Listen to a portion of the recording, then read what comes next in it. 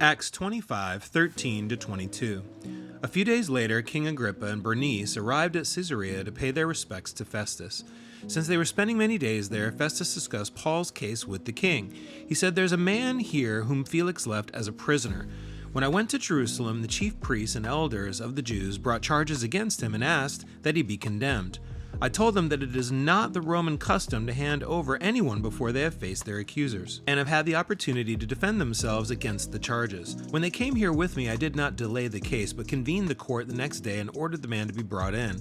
When his accusers got up to speak, they did not charge him with any of the crimes I had expected. Instead, they had some points of dispute with him about their own religion and about a dead man named Jesus, whom Paul claimed was alive. I was at a loss how to investigate such matters, so I asked if he would be willing to go to Jerusalem and stand trial there on these charges. But when Paul made his appeal to be held over for the emperor's decision, I ordered him held until I could send him to Caesar. Then Agrippa said to Festus, I would like to hear this man myself. He replied, tomorrow you will hear him. As we continue with this riveting courtroom drama, Luke narrates for us a 9-verse sidebar dialogue between King Agrippa and Governor Festus. Who is Agrippa? This is Agrippa Jr., son of King Herod I, who killed the apostle James back in chapter 12.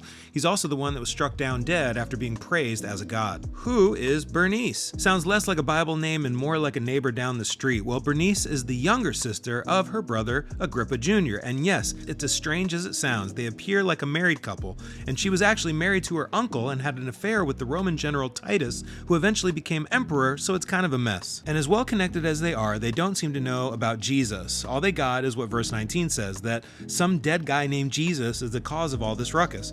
Oh, and by the way, Paul thinks the guy's still alive. Whether these royal Jews are just selfishly eager for some bonus entertainment during their trip to Caesarea in verse 22, or because they're genuinely interested in hearing Paul's position, we're not sure. Either way, they're about to hear the good news from the apostle himself. You know, we can never really know what's inside someone's heart, but if they're asking to hear our witness of the word, that's an opportunity. Sure, we should keep Jesus' warning about pearls to pigs in mind, but we can't always tell what the seed does when it gets planted. Unless someone straight out rejects the message on face, there's always a chance for an impression to be made. What are my chances? Like 1 out of a million. So you're telling me there's a chance? Our job as Christian representatives is to flip the messaging from a dead man named Jesus to a resurrected Savior named Christ. As Paul did 2,000 years ago, we also can and should change the narrative.